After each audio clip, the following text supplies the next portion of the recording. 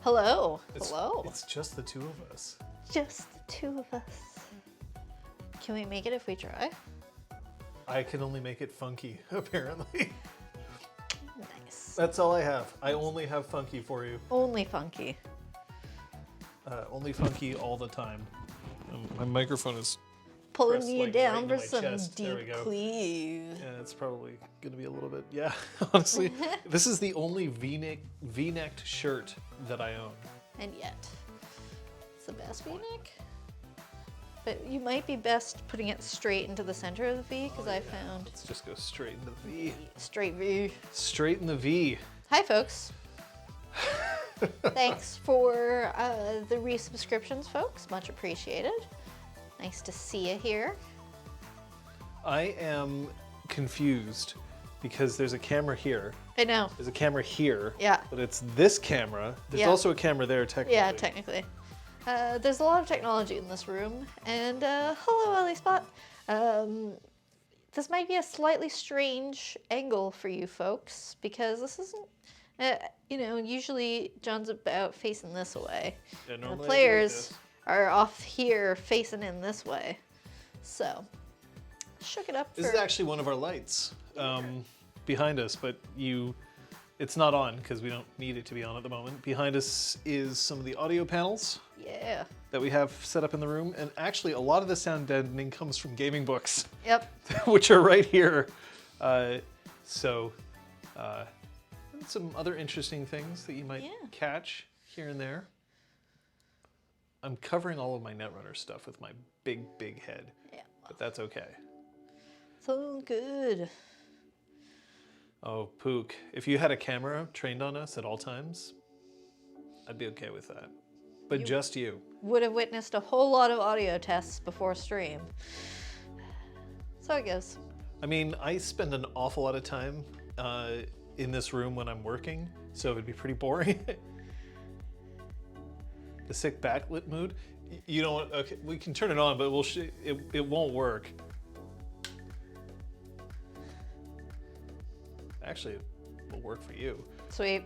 I get backlight. I mean, I could do this. You could. I don't know if that's going to introduce flicker. Play with our lighting levels just for you. No, I'd turn these lights on. So there we go.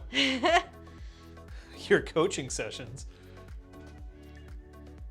We can turn the music down slightly, Yeah. which we just did.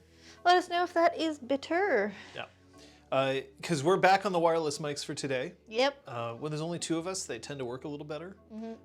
We're also kind of doing this more casual. Why don't we start off? Why don't we start off right here? Because we're going to do a retrospective on 2022. We can start off with the retrospective on the fact that our next major tech is going to come in a month. Because It's like a future perspective. it is a future perspective. Because we are now moving to choir mics. Yes. So the day that we were starting Blades in the Dark, we got in, we're doing our little pre-show audio tests, and 3 of the microphones were just done for. We had plugged microphones into phantom power that shouldn't be plugged into phantom power, and there was a power surge going on as well, and I think that's what fried them, but one or the other. We were using died. lavalier microphones that Yeah. were designed to go into these packs. Yeah. And then we decided that the packs being wireless were a pain. It was causing too many problems. Anytime there's audio problems, that's Yeah. the worst. Yeah. Visual problems you can deal with. Audio problems, Yeah, people's ears. people tune out. So we plugged them directly into the audio interface. Not what they were designed to do. Yeah. They lasted for a while until they didn't. Yeah. So we're moving on to choir mics, which will actually dangle from the ceiling. You won't see them. Yeah. They won't be in frame, but they're going to be, if you see my fingers here, they're going to be like here. Yeah. Just out of frame, so that they can pick up the 3 players while they're playing, and the storyteller will still be using this That guy, which is currently not active, but that's what we're doing, just because we're hoping to go back to a situation where players can like just get up, leave, come back without having to mute themselves, pull microphones off their bodies, and the like. The audio quality is always going to be best with lavs. I mean, the best audio quality would be with lavs if we had someone sitting there able to like live mix, or if we had like 10 hours a week just to fuck with the audio mix just for our output. We do not have that kind of time. No. So we need the best solution that will work without a human focusing entirely on the sound. We consulted with a professional sound engineer for We this. did. We got to do something about that. Yes. Playing what? So the plan is the next best thing to that, which is a solution that won't deal with wireless interference because we're in a condo building that has lots of other units, which is the primary issue with these wireless devices.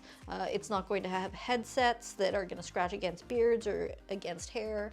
They aren't going to be clothing mounted, which sometimes interferes with clothing. And is your Discord fully closed? Should be, but I'll check. Because I think it might have been right around the time that we had, or it might have been his. I'll chat with Discipline. Yeah, there you go. But ultimately, it's the least number of challenges and frustrations to us so that we can sit there and play the game and focus on the game, and you will have a consistent audio quality rather than one that's like good 98% of the time and awful 2% of the time. So that's what we're working on. But yeah. That's in the future. And there's going to be some more future talk coming up, including when I might get to sit back down in my own chair. Right. But that's not going to be for a little bit. Yeah, apparently. But we'll get to that. We started the year with 2 major projects underway. Mm-hmm. One of them was on its way out. It was finishing up. And one of them was ongoing. So we started 2022 wrapping up Exaltwitch Academy. This was the 2nd season of our Dragon Blooded Focus campaign that we had ported into Essence. And so that was how we started our year. Characters we knew, a system that we were trying to adapt to. We were trying to forget like 70% of EX3 and learn an extra 30% of Essence. So it was an interesting challenge and one that ultimately we learned a lot from. And I think it will tie back in to the future stuff at the end. And that we learned that trying to run a system while it's still a work in progress is not ideal for us, especially while streaming. First of all, this is clinic hours. Yeah. So if you have any questions, throw them in chat. You can also use our Q&A? Our queuing. So if you put an exclamation mark Q, that will look like this in chat, and then follow it with your question, it'll come up automatically on here, and we'll answer it. And we'll answer anything about role-playing games. That's how these clinic hours have always been. But I will say this: Exalted Essence was not fully baked. Yeah. So that hurt. We didn't make new characters. That hurt more. It is something that I continually try to recommend to other people, and I did not take my own advice again. Mm. But characters are tied to the systems in which they are. Take away those systems or change those systems, and the characters can feel very different. Mm. And if the characters feel very different, that's no good at all. So let's just do this. Oh. Someone else swung the sword. Thank you. There we go. Or someone. Anyway. So 2018 John speaks the truth. 2018 John has been known to do it occasionally. The issue is that your characters just didn't have the same abilities that they once had, Yeah. and that changed the way that they felt and the way that they played. Yeah. And it would have been easier to start off with something new and therefore reset your expectations for For everything. sure. That was a lot of it. But I do think that particularly trying to attempt that while streaming and trying to keep the game interesting rather than being like, which we ended up doing anyway, oh, I'm going to use blah, blah, blah. Oh, wait, I don't have blah, blah, blah anymore because that doesn't exist anymore. So yeah, porting a character into a new system while trying to stream and not having the time to sit down and look at what you have available each time. Not the best pace. Yeah. So we'll wait for that to be popped up on screen. Oops. How about I actually put it on screen instead Rather of... than just killing it. Oh, no. There we are. Sorkarium Lost says, honestly, from the perspective of a viewer, making the change from Exalted 3rd Edition to Essence, the characters felt very different. And I think it was the fact that so many abilities had to change. That's absolutely the case. There were certain facts, like going with Aresta, I had a whole bunch of charms that were about, like, don't need to sleep, don't need to eat, don't need to rest, like, all of these things that just didn't exist in Essence, which is fine. Essence was a simplified version, but it was just a fact of her being that I had gone really deep into that charm tree just didn't exist at all.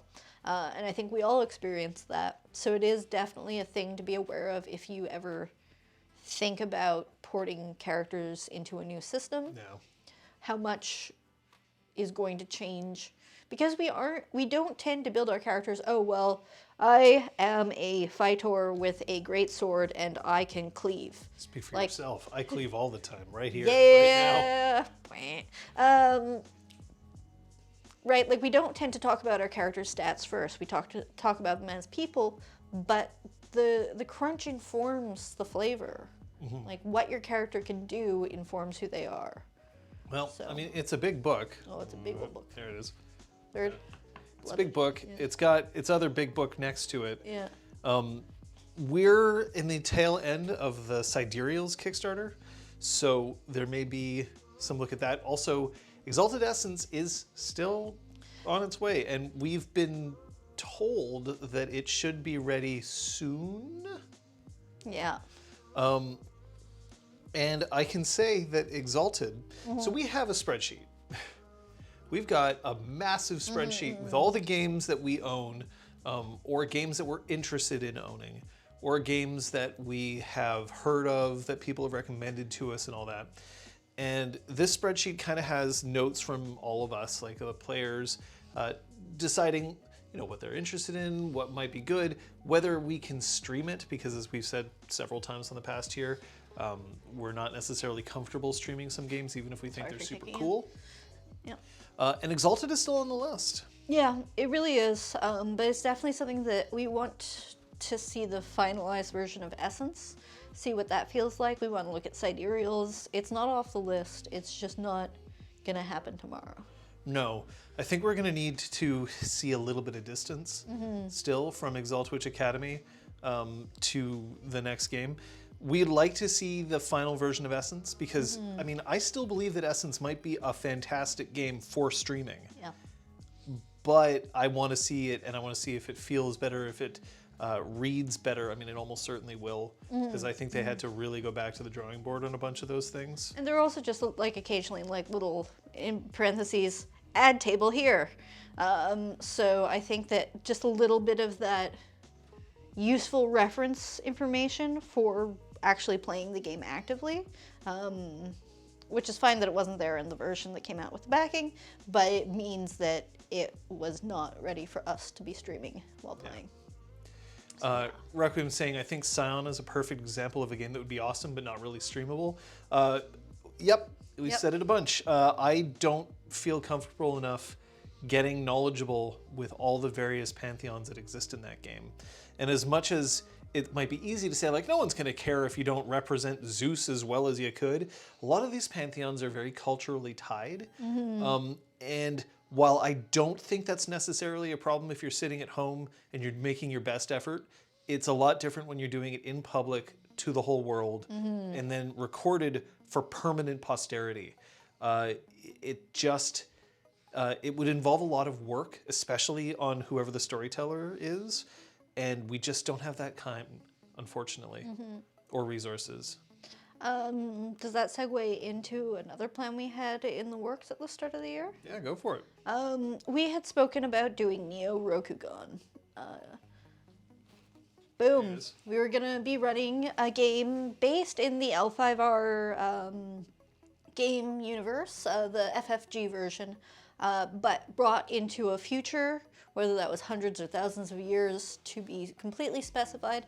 John made like a home base, he made NPCs, we made characters which we made on stream, we did some play sessions, and A cool logo. yeah, cool logo. I like the logo. Really high-tech overlays. But in our playtests, we realized that there were a few factors that weren't clicking for us. The system, it was okay. It just wasn't fully clicking for us. We weren't like, yes, 100%. And a big thing, going back to the Scion conversation, was just that even putting it in the fictionalized future, in a separate universe, it's still, there was no way to remove the taste of cultural appropriation. And hiring a cultural consultant didn't feel like it would be sufficient. Hiring someone, A, we just can't afford to pay someone to be here every week. B, it would just feel like tokenism so that we get to play Samurai. So it's another thing that would be amazing to play not on stream. The concept of Bushido is tied intricately in this game, but it's too close to the real world culture. Yeah. Even though, yes, the concept of Bushido and samurai have been fictionalized already, at the same time, it does feel very close to that sort of area. Exalted draws a lot from Eastern myth, but at the same time, it does not feel appropriation-like to us. It doesn't specifically mention Bushido. It doesn't mention Taoism or Buddhism or all of these actual specific precepts. Yeah. It is much more thematically flavored rather than specific. Whereas Bushido, samurai, like all of it, which is absolutely a fair tool to present a story like that, and our attempts to try to step away from it were insufficient to actually, like, the game is too tied to those themes. The way that Quinn's from Shut Up and Sit Down put it, which I thought was really good, I'm paraphrasing here, is it was a ton of fun, but if anyone ever saw how much a whole bunch of white dudes were screaming about honor, he would die. And yeah, the game revolves around things like honor and duty. And while those are interesting things, the mechanics also very much linked. The fact that a lot of people also know L5R, so we couldn't make a clean break from L5R while still using the same system, because people were asking about the various clans, people asking about how we tend to interpret different things. We had ideas and we had answers for these things. It was really cool. It wasn't going to be streamable, and we had to cut it. Yeah. Which was a big disappointment, I think, for us, because we don't like promising things and then taking it away. Yeah. We don't like getting people excited and then being like, wah, wah, wah, wah, wah, wah. And so that's part of what perpetuated so many one-shots at the start of our year, was that we were trying to make this work because we had announced it, because we were trying to commit to it, because we were so excited by it in concept, but we did not feel that we could execute it without risking causing harm, and it's not worth it. It's just not worth it. There are so many other games out there for us to explore. Whole bunch of one-shots happened this past year. I think the first of the year was The Very Important Task, which is one of many... So many screws. One of many quick, short little one-shots from Story Brewers. We've played a few of their others. We played The Temple of Doom, and I think there are a couple of others at least that we looked at. And Lady Blackbird, I think, is them as well, isn't it? I don't think so. I'm not sure. I do not think so. I will check. But they are also the same people behind Good Society, which we played previously. Oh, they're behind Good Society. That's Yeah. That's Yeah, yeah, yeah. Right. Yeah. Dope. Yeah. Yeah, that's exactly it. We have definitely been in that situation. It's 1/7 Design that does Lady Blackbird. Yeah. John Harper. So the guy who did Blades in the Dark. There we go. Yeah. But we're going to save that for another day. Some of the other ones we touched on, All Out of Bubblegum, which is a really quick, easy throw together barrel of laughs, as was Fuck It's Dracula, and Goosefellas and Starcross. They're all quick, one-day, sit down, read it at the table with everyone, play them, have a good time. I would also put Guys in Chairs in that. I just want to highlight it separately because it was made by Super Dylan and we had JT on as a guest. Yeah, that was fun. Yeah, and was it Scott who ran that? Guys in Chairs? Yeah, I think it was Scott. That's the origin of crashing into the moon. When we play one shots, it's something that I think is interesting. Is that I noticed that there were times where we were not playing the one shot the way I think it was designed, and it didn't matter. And I think that's just a lesson to be learned. Is that sometimes you don't actually have to hit it. You don't have to make the game the way that everybody else plays the game. You can play it the way that you want to play, as long as you're having fun. If you're tweaking the game too much without the other players being on board, that can be kind of rough. Like if I'm trying to run a high fantasy game and you're coming in as a grizzled Call of Duty clone with who only ever wants to that, then you might be in trouble. Or if you're doing the whole I'm a goofy rogue who's constantly stealing from his own party, whoa, and everyone else is playing a gritty, dungeon crawl. Your mic is flipped. Yeah, well, I can't help it. So, yeah, but if everyone else is on board, Yeah. you're all good. We went through a lot of these. We also played Dread. But then after that, we'd been playing a lot of one shots where we were trying to figure out what we were going to play next, and we ended up doing something a little different for this channel. We played through an entire legacy game. We played through the King's Dilemma, which is honestly, if you have the chance to play the King's Dilemma and you have at least 3 friends who will play it with you, I don't think it'd work well with 3. 4 was good. I think 5 is probably the ideal, the max number of players, but 4 is certainly playable as we found out. That game is great just for the fact that as you're playing it, you kind of have to get into the sort of mindset of the role player because its win condition is not entirely clear. Yeah, you don't actually know until the end, literally you have finished the game and then it's time to count up the points, that you find out what the points even are and what they mean. Because you're marking down a few progress things, you're filling up a few tracks, and you have a few personal goals, but what that actually means in the end is not revealed until you've done everything. There's no choices left to make. But it was a ton of fun, and we did pick it because it was Pass and Gather Power, because it was roleplay focused. It was, I think we had a lot of fun playing it, but I don't know whether necessarily we'll be playing more legacy games on stream, especially not at the end of such a long streak of one-shots, but it was giving us time to figure out what the heck we were going to do. I think that it probably was good for some, and then for others, I think it really would have been difficult. I know that there were some people who came to us who mentioned that it was fun because it was us, but it was not fun because it was a board game. Yeah. And board games just didn't have the same,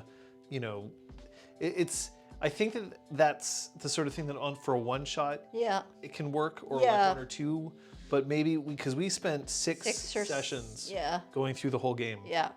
And It was that, a long while. yeah, it was a long Yeah. time to go. But still, probably one of my favorite board game experiences that I've ever had. Short of, I'm going to say Pandemic Legacy Season 1 Yeah. was probably my favorite board I mean, game. it's also your first Legacy, I think. It was my first Legacy So game. that helps, but it was a good one. Yeah, you can't see everything in a board game unless we go to a lot of different efforts to make that happen. Digitize and like multiple angles and stuff like that. Yeah. Like that's part of why we thought we could get away with it, because so much of the game is basically just a central tracker. But yeah.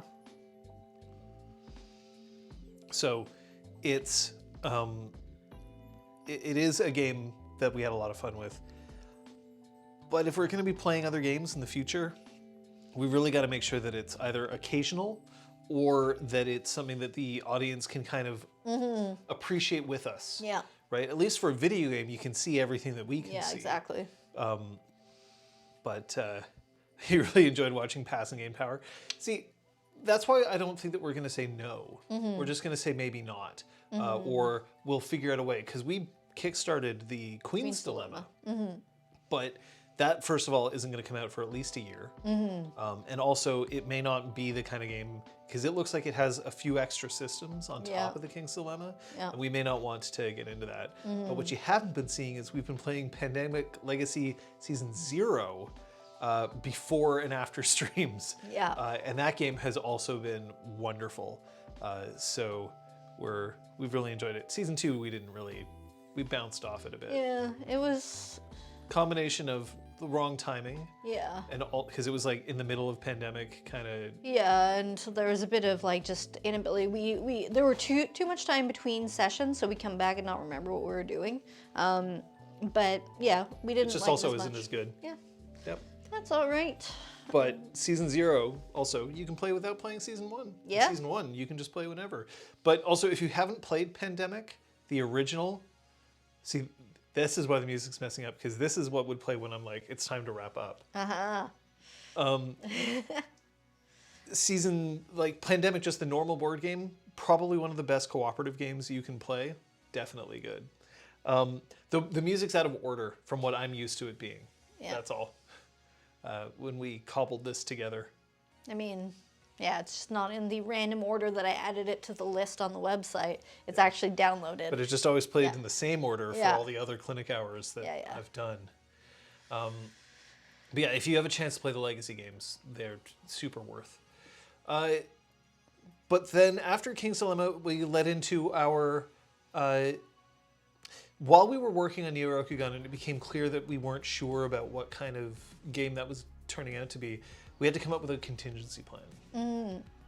And to circle back to the beginning of the year, we had been working on Disconcordia, which was a 24/7 Discord-based role-playing game set in Changeling, the Dreaming 20th Anniversary Edition, in the same continuum as Changeling the Streaming. And because we had been up to this for almost a year by the time this decision was being made, we realized that we could throw together a Changeling game with very short prep. So that was part of the impetus of Changeling Riverwild coming to life, was that we were currently fully versed in the Changeling rules. Riverwild, it was an interesting thing for me. First off, we didn't know how long we were going to play it. It was not intended to be our next major campaign. It was intended to be something for us to play and figure out whether we wanted to keep doing it, but at least it was something. Because we started noticing that it was either one-shots or it was board games, and we hadn't done a longer campaign in a little while, even a mini campaign. So that's sort of where we came up with that. I would say that our biggest thing with Riverwild was that it ended up being a little too much of a good thing, in that we were already playing Changeling with Disconcordia, so we were already kind of living and breathing Changeling every day, and then coming into a different Changeling game, I felt like it was a lot, and we didn't gel with it as much as we could have. Yeah. Oh, Yeah, it's whenever I adjust my shirt. It's because the microphone here is not sitting correctly. should I get you your jacket so you can clip it into the pocket? Or you... Sure. Yeah? Yeah, well, let's just do that. So that, because remember, audio Yep. band. Yeah, it just didn't click as well as we would have liked. I don't regret it, but I certainly don't think, like, I'm glad that it did not go longer than it did. We didn't force it because it just wasn't working the way that we would have hoped, or at least that I would have hoped.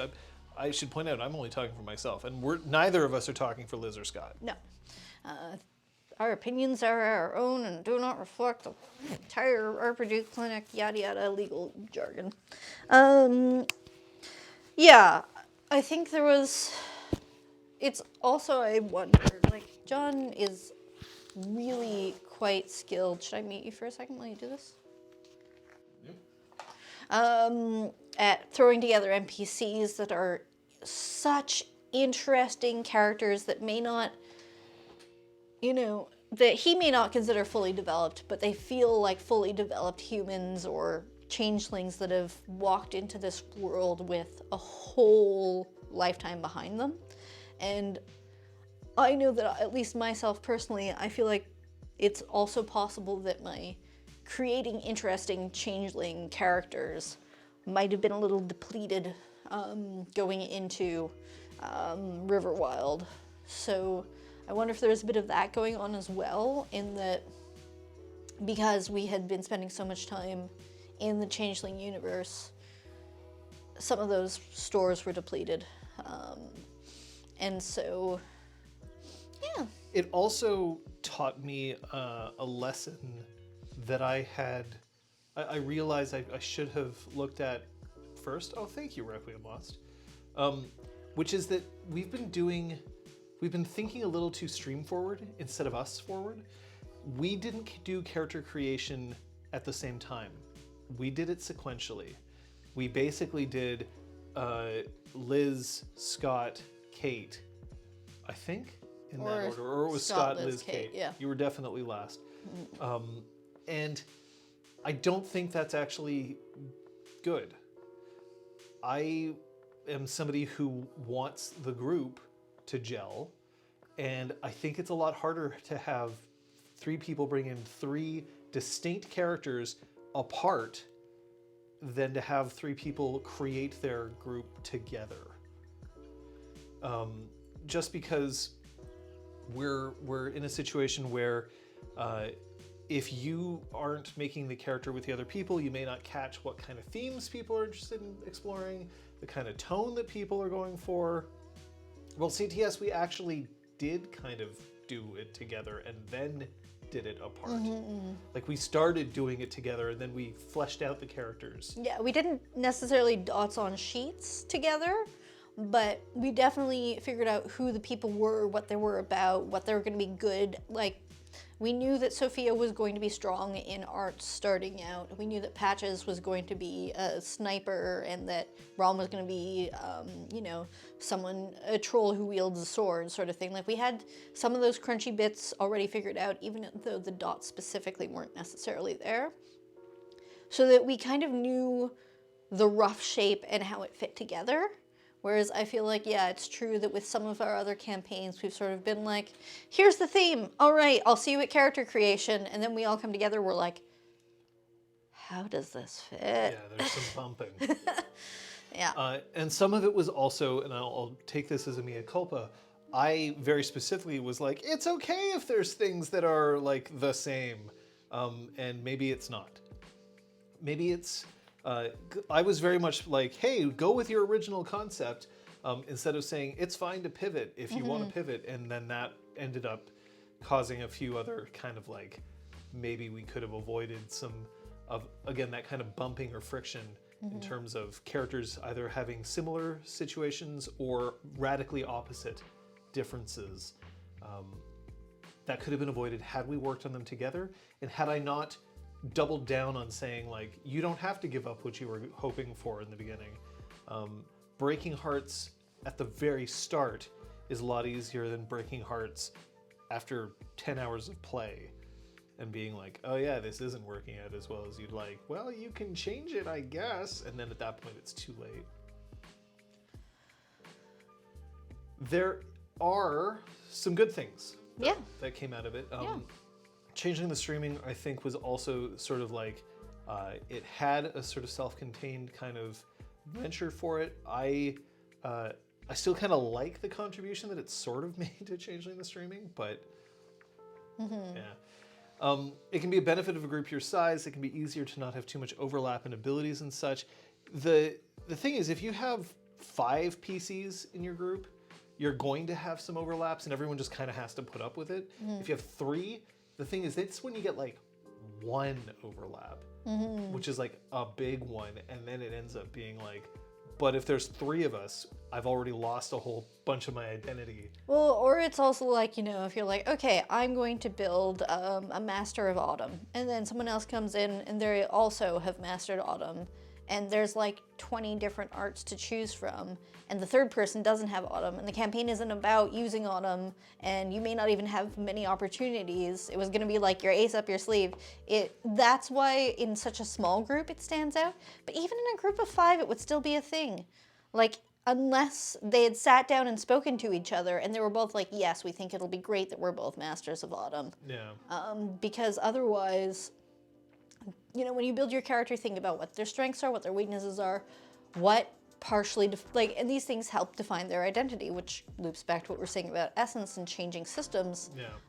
That if you build a character that's all about Autumn and suddenly that is less remarkable, I think it's better to say, okay, you know what, go back to the drawing board, make someone else, rather than trying to make this Autumn specialist sort of limp along. For the record, I'm the one taking the blame in this situation. I don't think there's blame to be had. Maybe not. It was fine. We had fun. Yeah, but I'm not saying that anybody deliberately or accidentally messed up someone else's play. I'm saying that in the future we can avoid some of these issues if we do what we should have been doing, which is what we had been doing originally, which is creating characters together as opposed to saying we can get 3 good streams out of this and then creating the characters separately. I'm totally fine if we create the characters together and then we have a stream where we go into each character. Yeah. But we can see about that. There's something else that we did though, which we haven't mentioned here, is that we ran Taskmaster. Is it really a role-playing game? No.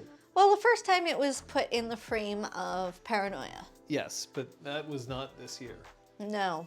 This time it was just Taskmaster for the sake of being Taskmaster. If you're not familiar with it, I do encourage you to look it up.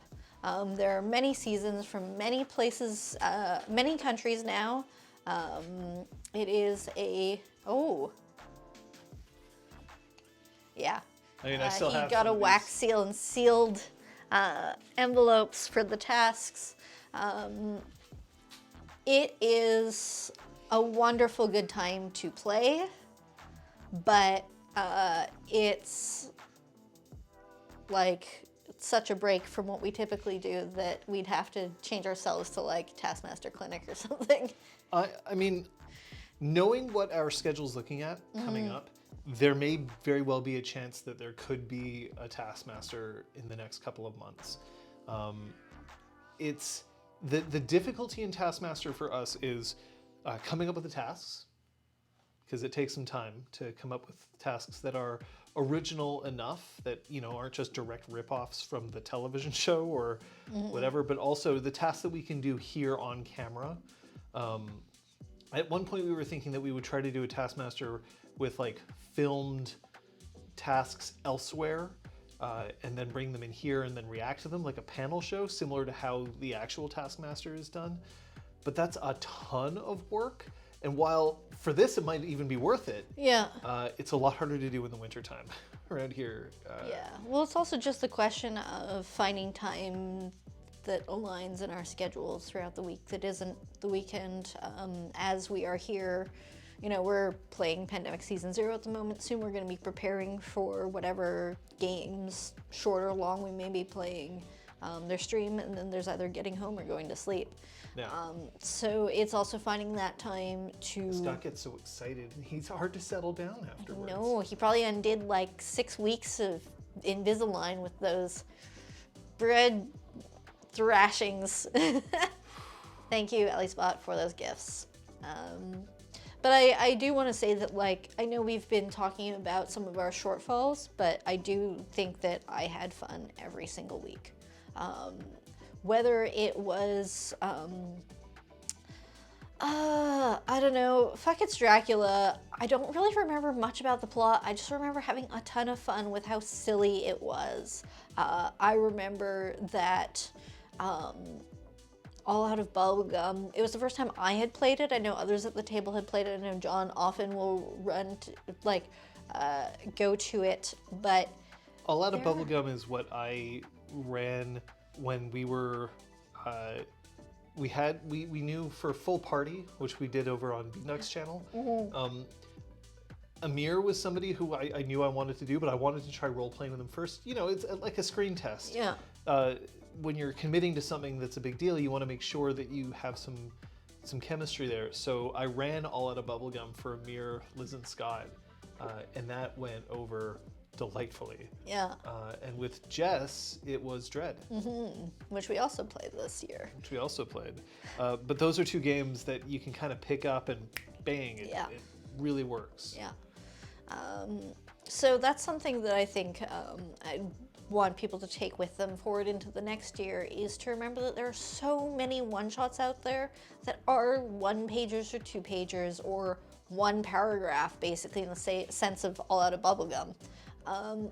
There are ways to introduce friends that like board games but maybe haven't role-played, or for people that are role-play experts but you just don't want to go through all of the prep and the planning and the learning, and you just want to play a game this weekend or this evening or whenever. There's 200-word RPGs, there's story brewers, there's all kinds of people who have published now through itch, and just search one-shot RPG and there will be so many answers out there. Or you just look to somebody in your own playgroup who made their own. That's true. So a few months ago, for a while now, I've been kicking around a stupid idea, and it clicked over the summer that I should make it into a one-shot RPG, and that is Major Problem. It is a pun-based RPG where you are playing a group of individuals in some sort of military base, undefined, to be defined by the group, and there is a problem that you have to solve. So Captain Obvious is going to point out what's wrong, and General Idea is going to think up some things, but Private Parts is gonna, I don't know, right? So that's basically the gist of it. You come up with some problems, pun-based, you come up with some problems. What was it? Oh, Major Flaw is allergic to all the food. Stuff like that, right? You come up with some problems. There are some simple dice mechanics with D6 to try to solve the problem. Once you overcome all the stuff, hooray, you've solved the problem.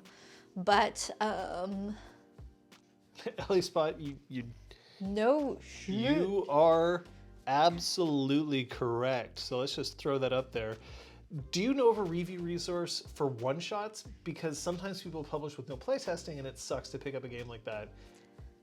Yeah, so this is what the plan is when we stream it, is that it is a stream of my playtest, in that you're all going to be there, and I would love your feedback, but it's also just, I've guessed at what dice mechanics might be interesting, but I have no idea, so I need to play it.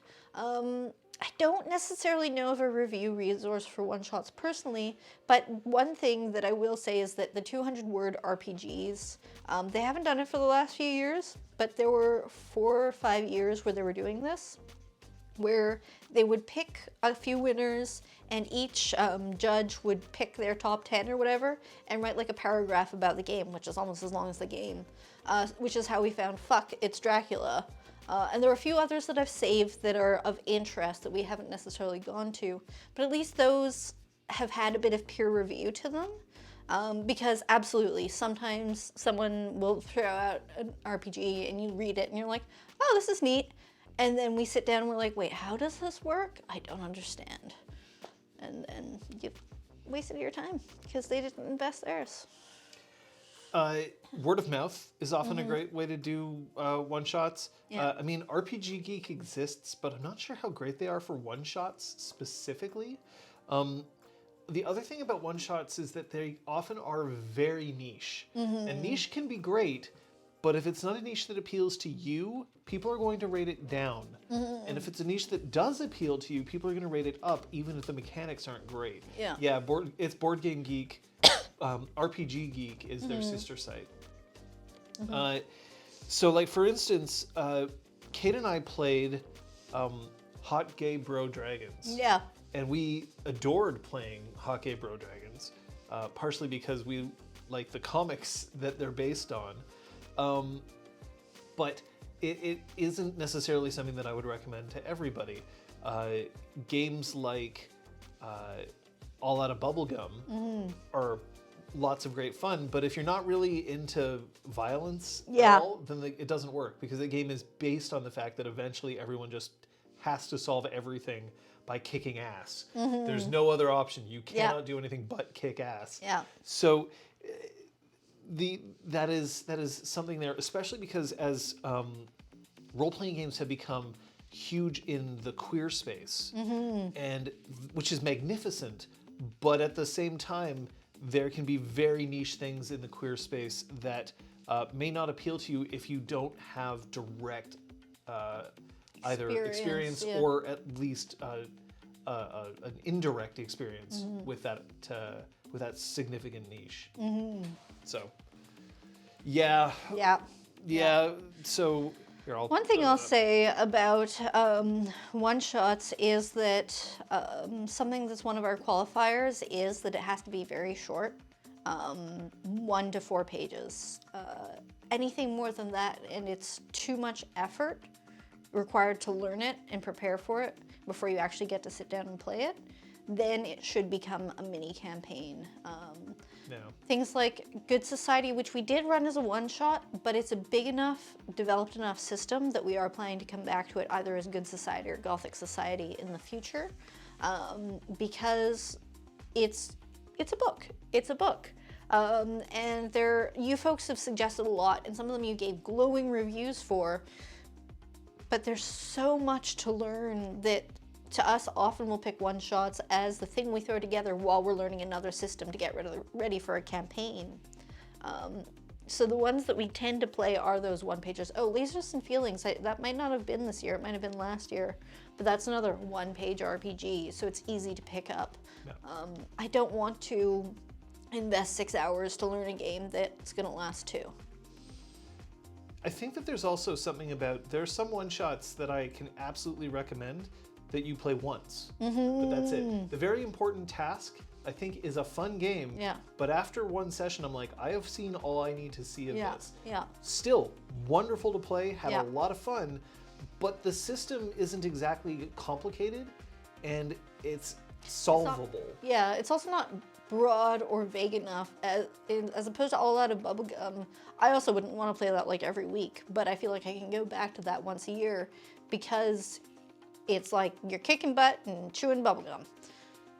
The system, All Out of Bubblegum basically is, here's a problem or a scenario, and here's the mechanic that you can use to do that, and the fun is in having your character slide from a reasonable person to an ass kicker. But The Very Important Task, for instance, it has multiple pathways to victory, as it were, but in the end it just kind of comes down to, did I roll the dice the way that I wanted to? And so it's not really about, like, there is some role-playing involved in there, but it's not something that I'd be like, oh yeah, well I want to play this again, but with this instead, like, or this scenario, it just doesn't matter as much. But that's why games like Dread, Starcrossed also falls under this, I find, where the mechanics are interesting enough and you can vary what the game is enough that it's definitely fun to pick up 2, 3 times, which is why those games get away with being books, even though they're designed as one-shots. Like specifically Starcrossed is like 20-something pages, but it's like large font, pictures in between, and a lot of it's just like, here's the step. Here's explaining the step that you probably could have guessed from the title, but we've gone to the effort of making sure that it's very clear what the step is. Yeah. So you read it once, and then you can just look at the like worksheet or whatever that's one page, and that's all you need. You can also run that, or even Dread. You can run it with one person having read the book and everyone else. You can kind of explain what's important in 10 minutes, and then as things come up, you can say, oh, well, this is the way that we interpret that. Yeah. So those work. But when you also have games that you haven't play tested, like what Ellie Spot and Kung Fu Fenris are mentioning in terms of like live action role play games, it's unfair to bring something that hasn't been play tested. First of all, if you're charging for it, you should play test it first. I feel pretty strongly about that. Or at the very least, make it absolutely clear that this game is in early access and you intend on refining the product. But it's also, remember that the cost is there, whether or not you're asking people to pay you directly.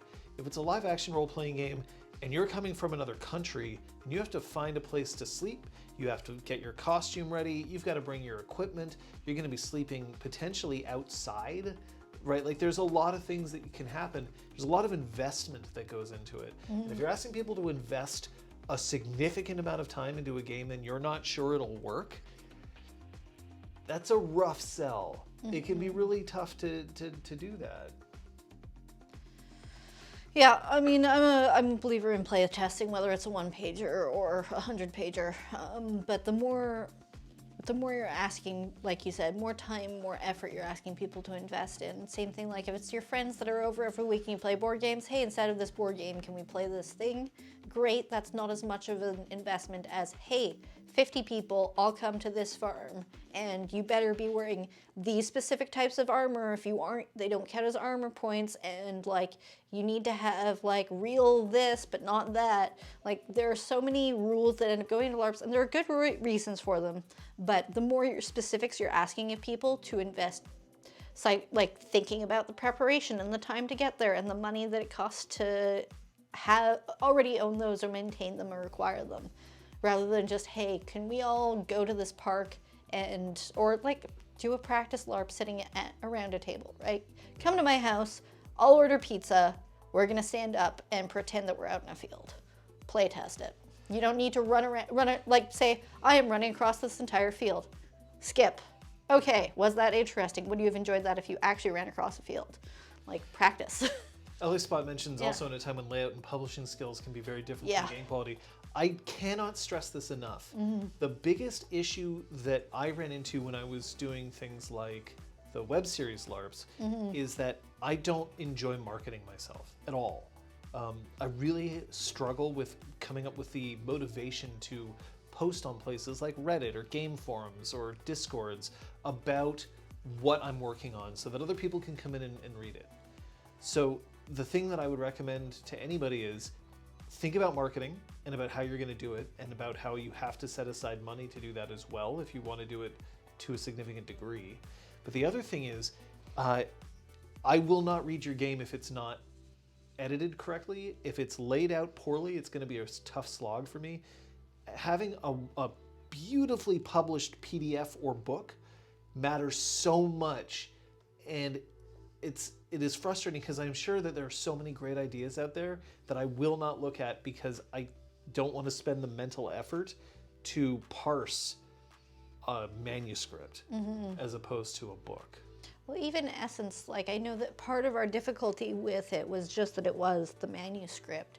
There weren't any tables. It was a work in progress. Like we totally understand why it was a manuscript, but if that's how you publish your own RPG, like as a published version, there's just too much information. It's like there's a reason why game books, the layout is such an art. Like I want to shout out. Oh, of course it doesn't exist in print version. But no. But like even L5R, right? Like there are tables, right? There are tables for information. There's some color coding, there's some symbols, everything's broken down into little paragraphs. I can't tell whether this is too bright or whether it's just our TV screen, but there are little paragraphs with subject headings and all of that, right? A good index. Good index is huge. Kill for good PDFs indexes. that are searchable if you're submitting a PDF. But that's all a whole different set of skills than necessarily coming up with a good game, right? Yeah. But it is important that the information be parsable. And that's part of why I think I love 200-word RPGs, is because, again, they're all printed in, like, Courier. They're all one page. They're allowed, like, everyone was limited to the same form factor. But because they're short enough, the simplicity of the layout doesn't matter as much. But people still put paragraph breaks and put, like, point forms sometimes and things like that. They use their 200 words. But it was effective. RNGA mentions flavor text instead of actual information. Yes. If you're putting flavor text, it should be something that helps me understand the world or understand a mechanic. If you're putting flavor text in there because you want to show how great a creative writer you are, you're probably doing it wrong. And that sucks because there's some real value in some good creative writing.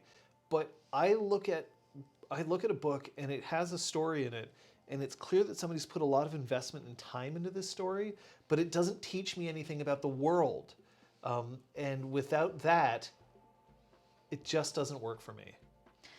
But I will say that, like, okay, I'm gonna restart my sentence. Something that I did find I initially bounced back a bit from was looking at the Kith books for Changeling, was that so much of it is flavor text. And even, I remember Changeling Second, it starts with this story that's about a child or from a child's perspective. And it was just like, I am not 7. Like, I'm not connecting. And because it's written for, like, from the perspective of that age group, it pushed me away from everything that was behind it. And it's the same thing with the Kith books, was that there'd be those paragraphs. And because the books are all about flavor, it makes sense. But they're definitely, you have to know when that should be used and how to use it, so that you aren't being like, oh, welcome to the chapter about the rules. My name's Bob and I was playing with a ball and I kicked it and it fell off of a cliff. Like, no, when I get to the book about rules, I'd like to start with, okay, this is a game about finding lost items. And then you put the flavor text on the next page, right? Like, yeah. Flavor text, like I said, if it's contributing to my understanding of the world, great. But what you mentioned, for instance, the story at the beginning of Changeling the Dreaming 2nd edition, it teaches me about the universe, except that it's teaching me about, like, here's a bunch of kids running around. And this is a World of Darkness game. Mm-hmm. And I think that goes a very long way towards having people having picked up the book when they're used to reading vampire or werewolf or mage and being like, this is for kids, and they close the book. Yeah. Even though the themes of Changeling can be still quite dark if you want them to be. Or they can be quite bright if you want them to be. It's one of the most versatile of the World of Darkness games, but that flavor text can lead you down the wrong path right away. Yeah. And that is frustrating. I also can say that if I'm reading rules text, sometimes it will be written in the voice of a character, and that can work, but it very often just makes me be like, I don't want you to write like this. Yeah. I want you to write things so that I understand the rules clearly. What's your intention? As Rangia said, if I want to read flavor texts, I'll read a novel. And that's the thing. Like, I know that it's been done masterfully by certain RPG texts, and I can understand the desire to emulate that. But so few people are going to be good at making games, like, and communicating clear rules and writing interesting flavor text that's going to explain those rules. Like, that's such a specific niche of skills. To attempt it, you're so likely to muddy the waters and end up with, you know, stuff that doesn't convey the information clearly and isn't necessarily as interesting as you want it to be. I'll also point out that sometimes you can be a wonderful mechanics designer and you can't write flavor text for shit. Or vice versa. Or vice versa. And it is sometimes, like, I hate doing this, but I've had to, in my job, told somebody, this story isn't good. Yeah. And when you have to tell somebody, hey, this thing that you worked really hard on is just not up to snuff, then sometimes that crushes people and they just never Yeah. want to come back to it. Yeah. And I get it. But it comes back to layout. Like, this isn't such a big thing, but there's just this little yellow box down here that's about the world flavor. But because it's a different color, and because they do that consistently throughout the book, and I've seen this in other RPG books, you know that that's flavor, so that you can get through reading the rest of the page, or you can jump to it immediately, or between paragraphs, whatever your brain wants to do. But rather than just sticking it in so that it looks like it's important, when it is useful flavor, but it's not, like, knowing where it belongs, where that information belongs, is such a skill set. The better Kith books do the same thing. Yeah. I'm going to go back to something that Ellie Spot said, just because I want to make sure that this is covered. In reference to typically super low prep, show up and learn the game, play and wrap in 6 hours, live action role playing games. The thing about LARPs versus tabletop games is that they take a lot more investment, not just because some people, for instance, the main reason they want to LARP is because they like costuming. Mm-hmm. They like to come up with costume bits, which costs money and it costs time. You get your makeup on, you get your costume ready, it falls apart, you redo it. You get to the event, you have to redo it again. You have to find a place to put your costume on in a dingy porta potty, like in the middle of nowhere. But the other thing is that LARPs having more people there are often a much bigger emotional investment, or just straight up introversion, extroversion investment that some people just aren't as comfortable doing. I can hang out with Kate and Liz and Scott and it's easy. Mm-hmm. But it asked me to hang out with 100 people, most of whom I either don't know at all or have seen only in the context of other live action role-playing games, and now I'm investing. And if you say that this investment is your whole day, because 6 hours, let's face it, that's basically your whole day because of the prep, getting there, and then coming back. But it's a monetary investment for costumes and stuff, or if you're going out, then you're probably, eating somewhere else. But then also, instead of a relaxing time with a few friends, now it's you're in this. Mm-hmm. For some people, that is a huge investment to ask them to make. And if you haven't even play tested your game, you're in for having somebody maybe not looking upon you very fondly. Yeah, I think if you're asking people to come out for an event, specifically if it's something you made, you have to tell people the first time that you're playing it, right? Hey, this is new.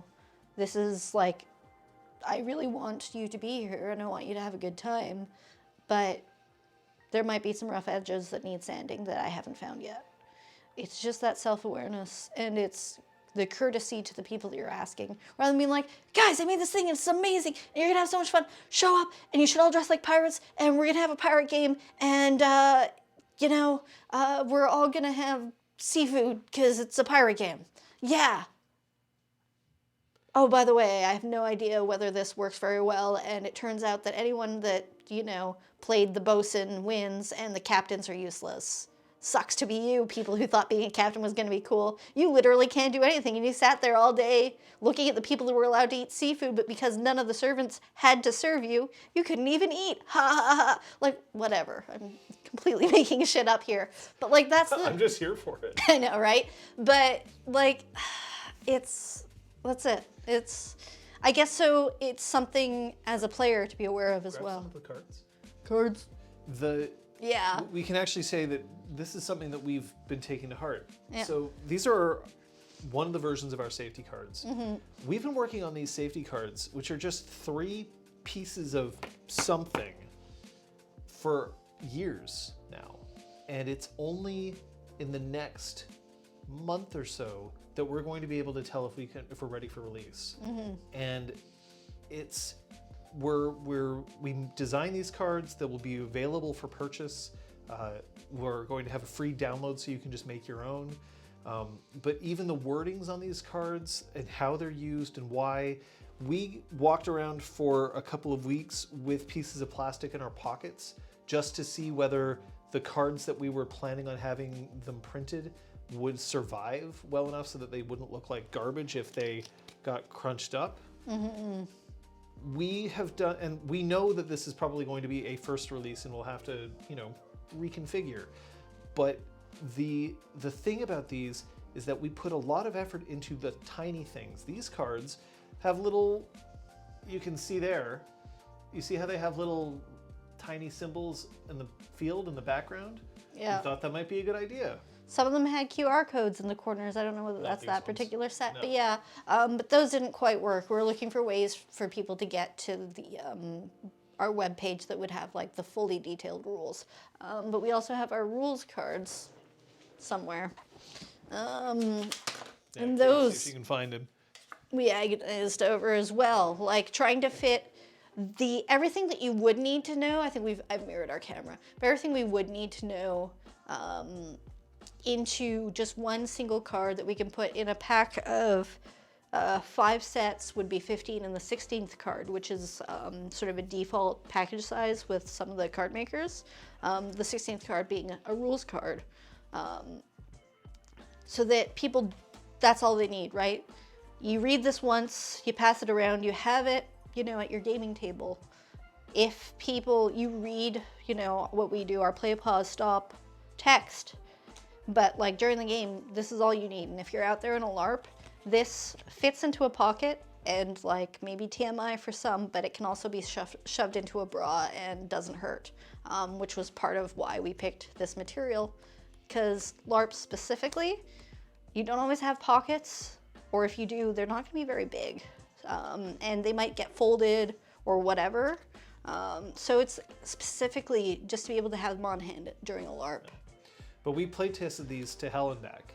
We're still, that's why, as simple as they are, we've been sitting on them for years. Mm-hmm. We did not want to release something with our name on it and sort of feel like everyone else is just kind of come away and be like, I don't know. So we put a lot of thought into this. We will be still soliciting feedback, but at least now we're approaching what we consider a release candidate, like a version 1.0. And even then, even if people will come back with feedback that we might incorporate and stuff like that, at least we won't feel badly for the people who ended up with the originals. Our production is coming in. It's being printed now. We're getting a few of them in here. We're going to see if we like them, and then if we do, then we're going to have our official release. Yeah. So, but that's the thing, especially because they're safety related, we didn't want to irresponsibly, a month after we started using them and decide they were amazing, like we started talking about them on streams. We started like using them, encouraging people to use these or other safety tools, but we didn't have the audacity to say, great, we've solved the X card, we've solved blinds and veils, we've solved everything, go out there, use our thing. Like, play testing is so important, more important with safety cards, but it's still so important because you are asking people to invest themselves, right? Role-playing is vulnerability.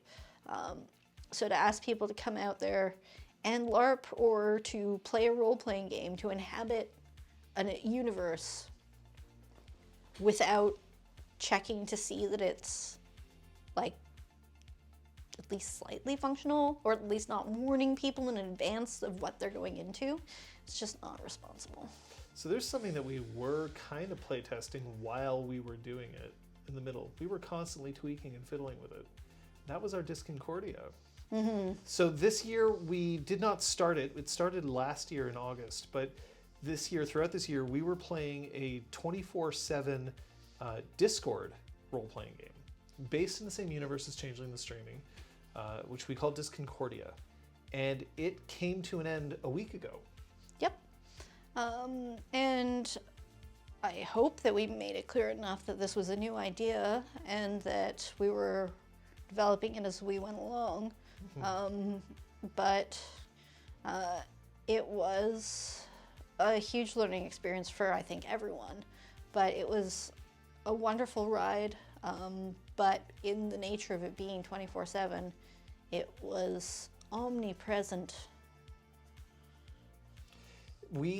So this year it actually ended up that for both of us, we fell out of it. We didn't have the time to put into it what we once did. Because you were in a job that gave you the free time, and then you switched jobs.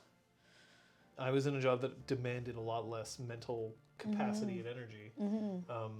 So even things like playing in a break or whatever was possible, but also playing after work was relatively easy because I wasn't putting forward nearly as much energy. And then I changed jobs. Yeah. And that changed my relationship with how much time I could spend on things.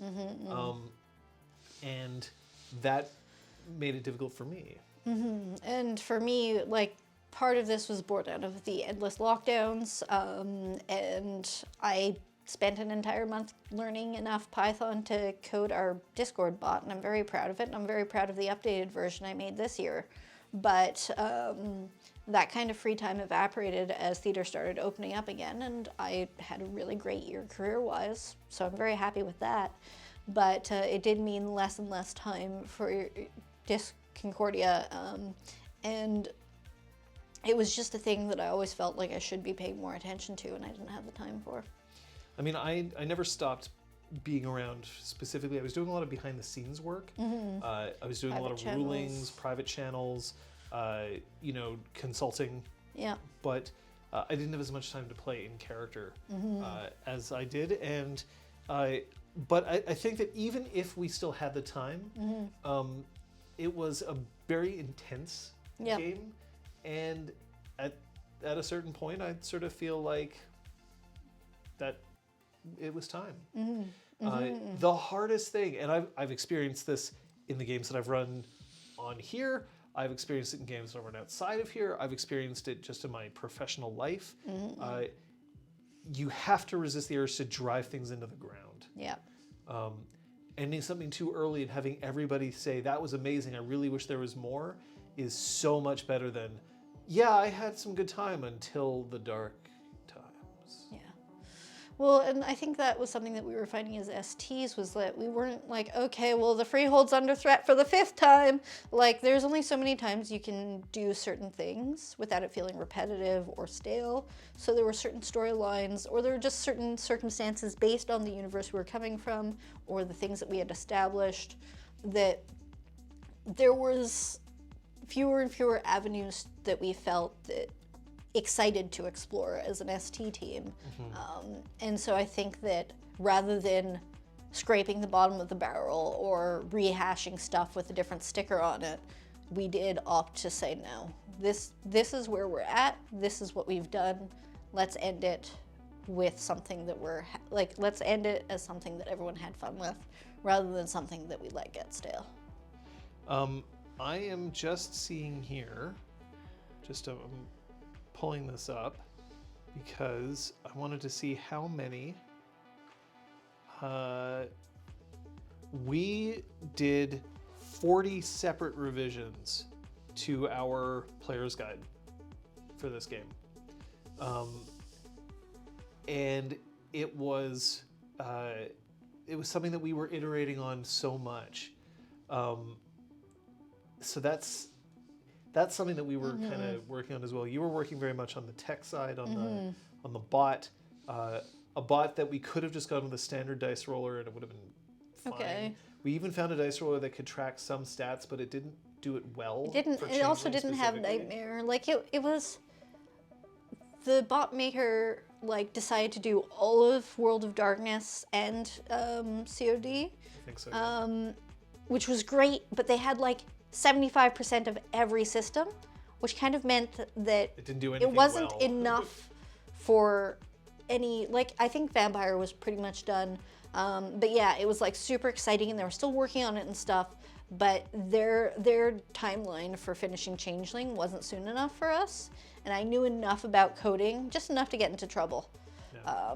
But yeah, so we ended up doing what we wanted, and it gave us things like profiles and stuff that specific requests. And when I made the second version, it was nice that rather than using a tool or adding 7 different bots to sort of cobble together, that we were able to just take, okay folks, here's everything that happens, what do you wish could be done? And actually being able to realize those requests was so nice.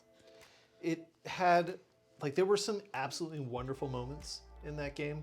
I'm very, very happy to not just see the moments that I was involved in, but to see moments that other people just created on their own.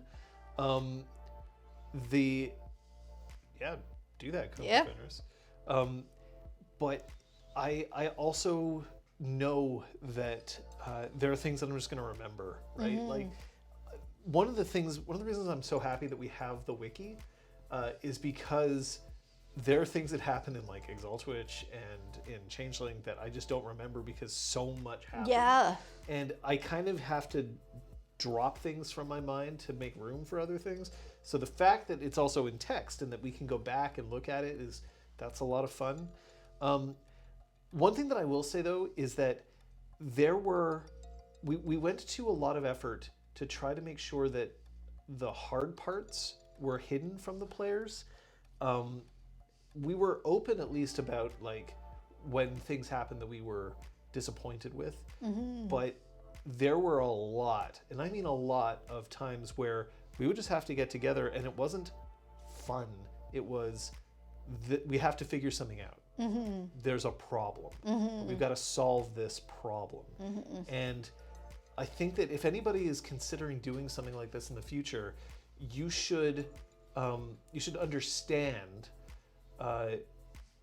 that you can basically run this game in one of two ways. You can run it hands off and not care if bad things are happening or hope that everything's going to be fine, or you can care about it and therefore make it your problem. And I'm not saying that the second one is absolutely better. It's better for the kind of games that I want to play in, but But it can it's be rough. mentally taxing. Yeah. Yeah.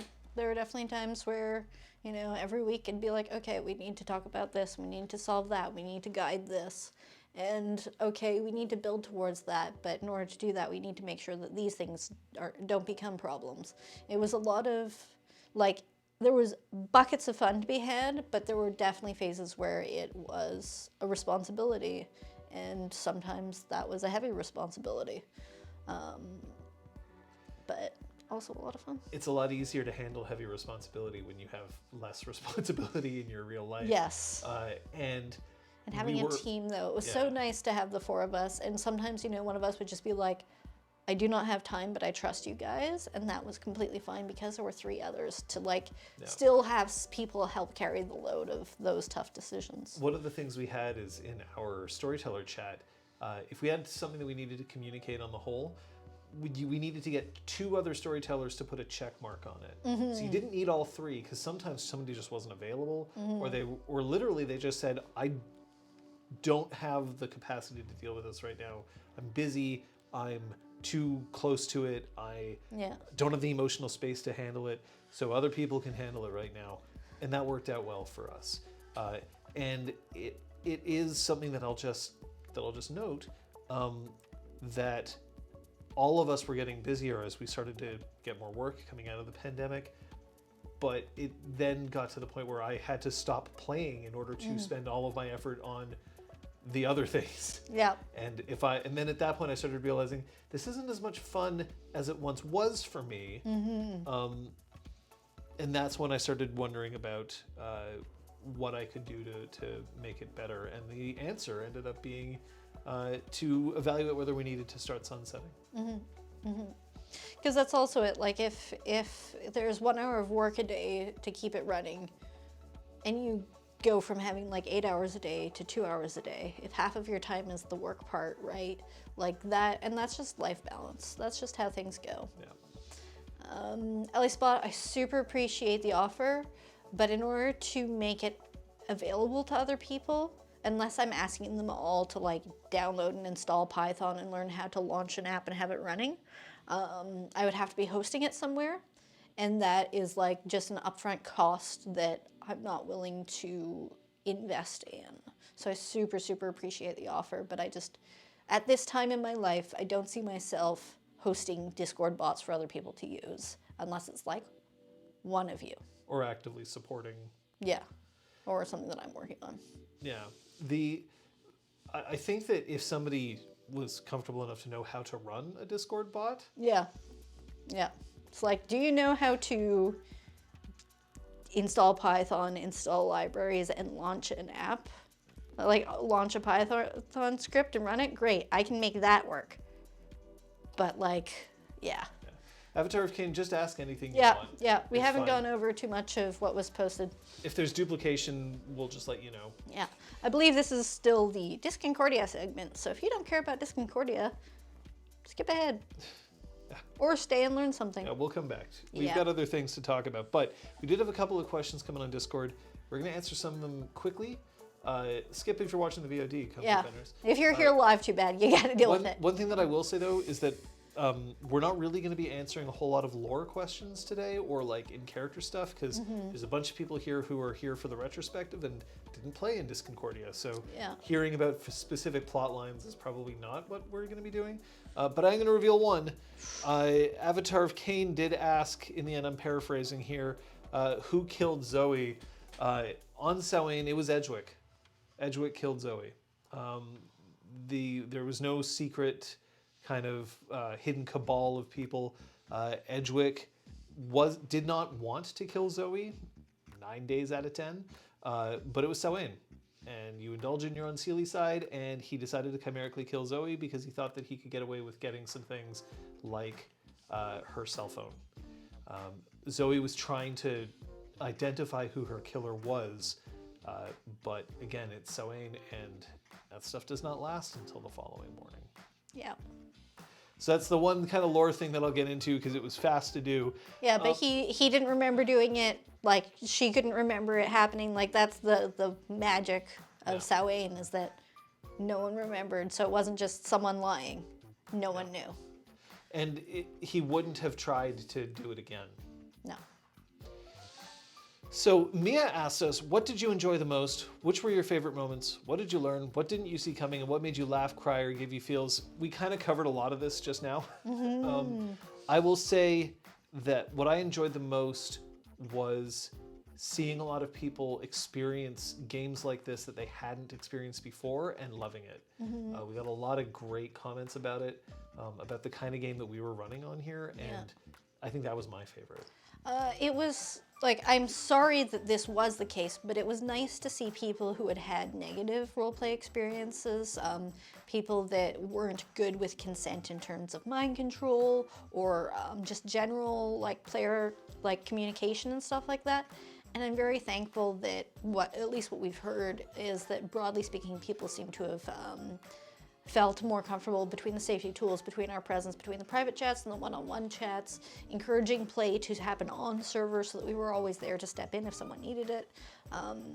So I hope that people take this experience and bring it forward into other gaming experiences, and whether that's bringing safety tools or being better about communication or knowing that games can be the way they want them to be, and thus pushing back when something gets towards something that they don't want to experience. Like, I hope that this enriches their gaming experience going forward. So to tack onto that, one of my favorite moments is that we had a private channel which only storytellers could see, and it had a notification. It was the one channel that would notify me anytime anybody posted at all ever in it, which was the Bot Digest channel. And its main purpose was, if somebody used a safety card, all four of us would know. Yeah. And then we could rush in to see if there was something that we could do to help. A lot of times we didn't need to. People were handling it on their own, which was great. But I loved being there for somebody who was like, I was here to have fun, and now I don't know if I'm having fun anymore. And then we could put them back on the path to fun. Yeah. Yeah. That was so affirming. Yeah, and it was so nice to see. Like, initially there was some uncertainty around the safety tools, which is fine. They're a new thing, right? And in a new format, using them in text space in a specific channel within this multi-channel server.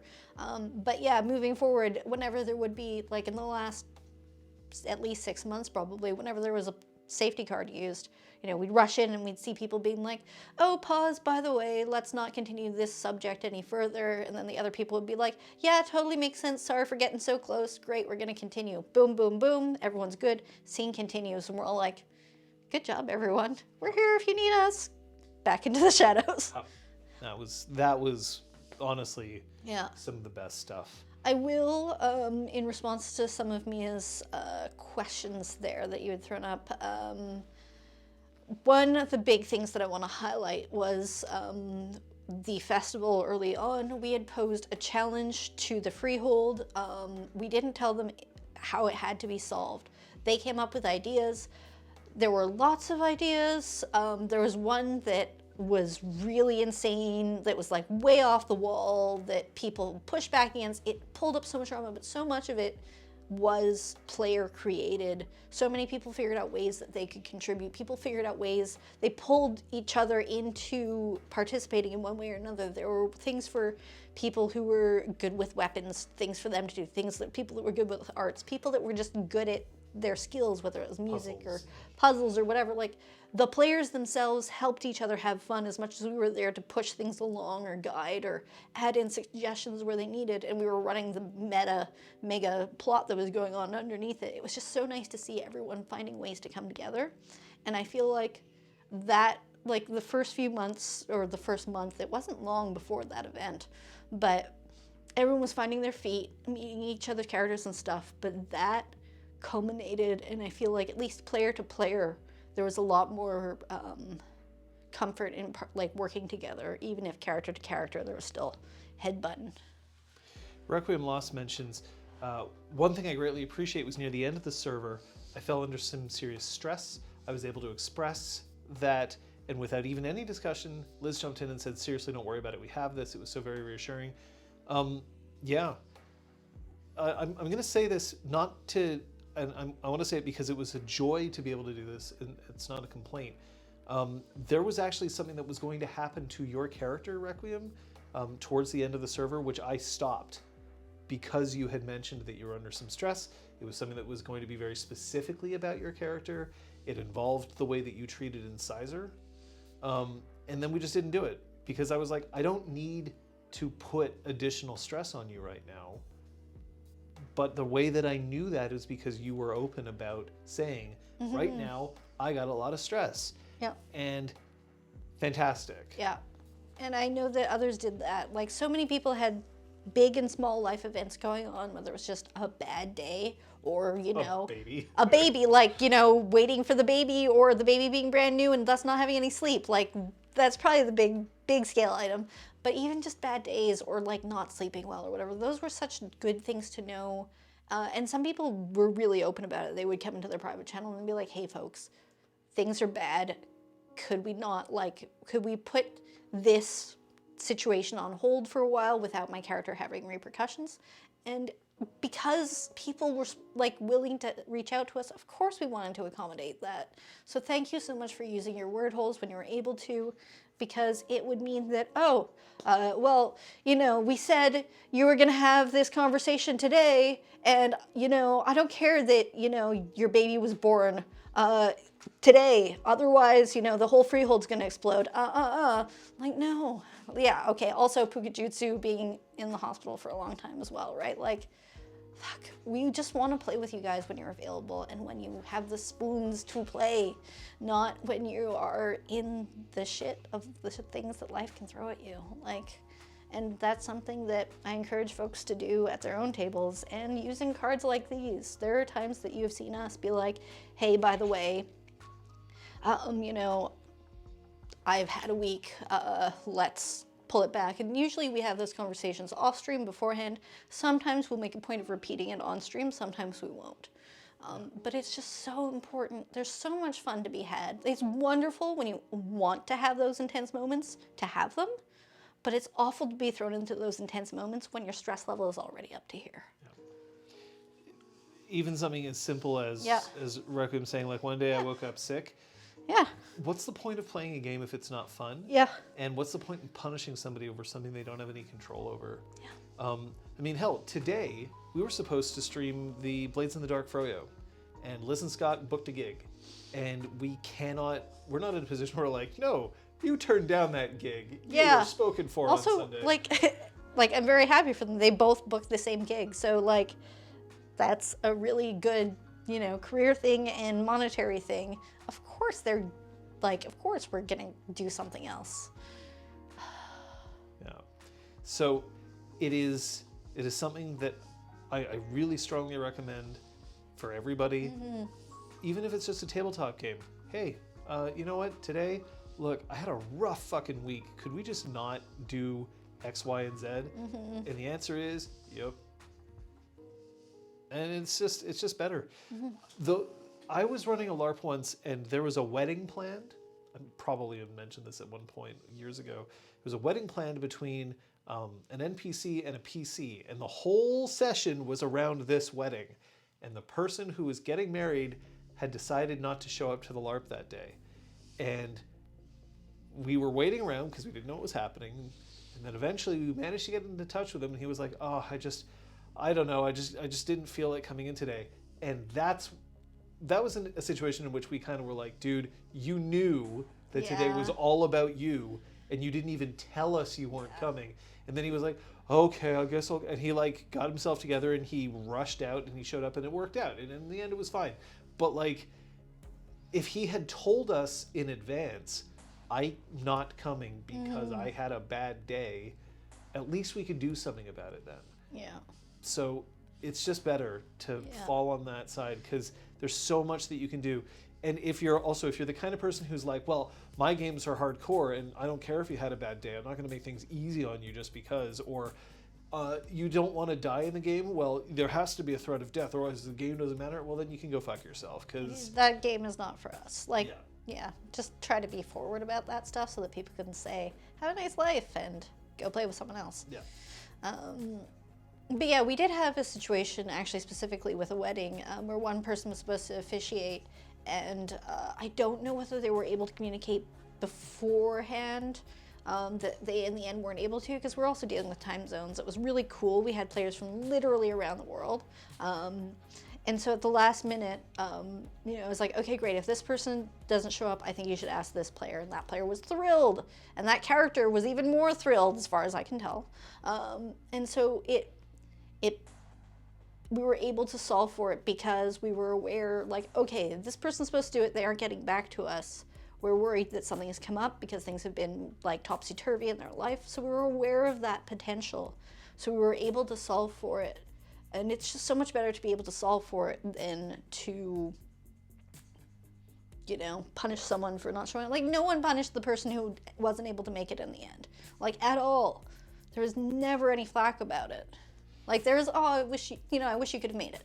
That was it. And, like, that's just because everyone liked everyone. But everyone liked that person, right? It was like, I wish we could have hung out today. Yeah. Fukujutsu asked, do you see yourselves doing something like it again? And if so, what lessons would you take in with you? If there's another pandemic, like, I do not want one, but like, if we go into like another huge long series of lockdowns where my job's illegal again, I don't know, it was a great time killer. It unfortunately just started when I had no time left. But aside from that, I don't know. Personally, I don't know. So I have run online games like this in the past on other sites that were much larger. And because they were part of like large established communities, and we're talking dozens of players, hundreds for one of them.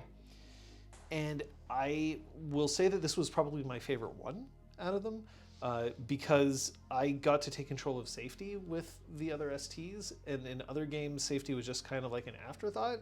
We also had a whole lot of things like, you don't have to write 3 pages every time you want to spend experience. All of those sort of bullshit sort of bookkeeping and gatekeeping we got to throw out, which I thought was great for the kind of games that I like to play. Would I do it again? Online storytelling like this is one of the most rapidly burning out things that you can possibly do. It is not to say that I didn't have fun. I think we've made it very clear. Oh, yeah. We had a lot of fun, but it is very demanding. The more players you have, the more likely you are to have somebody come along and cause a very serious problem for you, or to just be a drain on your resources. I will say that there are players out there who definitely ask a lot, and there are players out there who try to give more than themselves. Try to be the latter.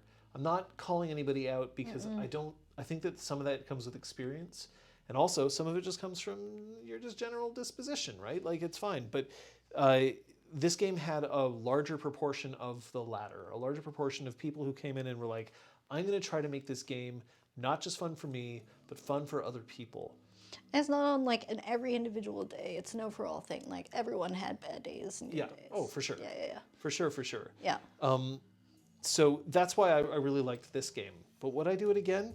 There's a few things that I'd have to do before I would consider it. The first is it would not be based on changing the streaming.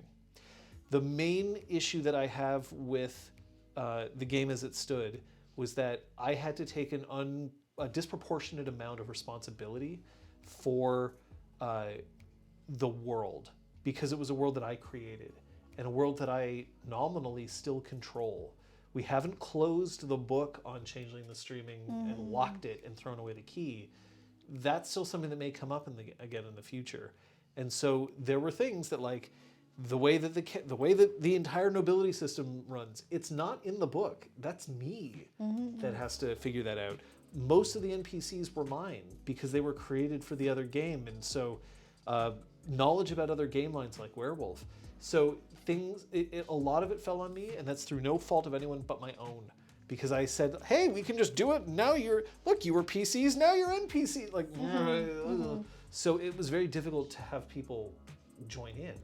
Yeah, well, like, to zoom in on a little detail, just the Spark. Being patches at the Spark has Zisters. John designed it in his mind. As much as our PCs, like, from the first episode, were put semi in charge of it, it was still a universe that John had created. So whenever anyone would be like, oh, I'd like to visit the Spark and get the tour, I was always like, I don't feel like I can do it justice. And that's like, that meant, okay, well, here's another thing John has to do, right? And there were just all those little tiny things that weren't, like, sometimes there were big things, but often there were just the little things. It's like, here's another scene John has to do, and another one, and another one, and another one. And like. But that also included large plot lines. Yeah. I would have to give the okay for things, or I'd have to give my advice for things where it would have been easier for somebody to just be like, oh, I thought of this plot line and I can run it through from A to Z without your responsibility, like without you having to look it over. If it was something that we'd all created together, we didn't. So that's one thing. I would include some more time-saving measures. You mentioned like tours. Nothing against anybody who asked for a tour, because most people ended up asking for a tour of something at one point or another. But I probably should have started saying, you can have the tour, we're not playing it out. Just read any number like, of here's the scenes that description. have happened. Go look on the wiki, it's all there. Well, I did that specifically with the black box. I was like, where is it that I described all of the tech? Great. Pin, link, and you get the tour. Copy, paste. Yeah, just because it can be, I'm interested in getting to the good stuff in a lot of ways. But it's just a drain to sort of be like, okay, well, I guess I have to spend the next hour where I could be playing with everybody, and I have to focus on typing out descriptions that I've typed out before. So it was nice when people, like, PCs started giving each other the tour of the freehold. That was nice. And it wasn't like I necessarily minded, and I definitely feel like many of my NPCs would have been happy to give the tour, but it is true that, especially when you're bringing in your second character, it's like, okay, I know what it is, you know what it is, can we be like, we do the tour anyway, it's for Parth! Can we get to the conversation? And usually that was actually the intent. It was like, oh, could we have a tour, and actually can I talk to this character? But Avatar of Cain, I'm marking it down to get back to in a second for you. Don't forget that you put !Q in front of anything, and it will automatically show up. Sorry, we're still answering Pukajutsu's question here. Would I do it something again? What lessons would I take in with you? So there's that. There's also just the knowing that there were some things that I think we did very right. The fact that we did the safety tools the way that we did, I will never play in a game without those kinds of safety tools ever again, or at least some safety tools. It will not happen. I also would say that it's going to depend on time. I'm not, because like here's the thing: the time that I devoted to Disconcordia was time that I was not devoting to other things in terms of streaming, either on my own personal channel or on RPG Clinic. So I'm not saying that I'm never going to do something like this again, but I'd have to come up with an idea that I got really excited about, and something that I was like, yes, this is worth my not spending time on other things. I think is the answer. Yeah. I feel like there was a lesson and it's gone. But yeah. Avatar of Cain asks, is there anything about following on from changing the stream that you thought was so good that you enjoy even with the boxing in / extra stuff? I'm not sure I understand the question. Is it that... Like, so we talked about the downside to continuing Changeling. Oh, that's what So was there something that was really good? I like these characters. To be honest, and this is not to take away anything from the players of Disconcordia, but I got into changing the streaming to watch Liz, Scott, and you play.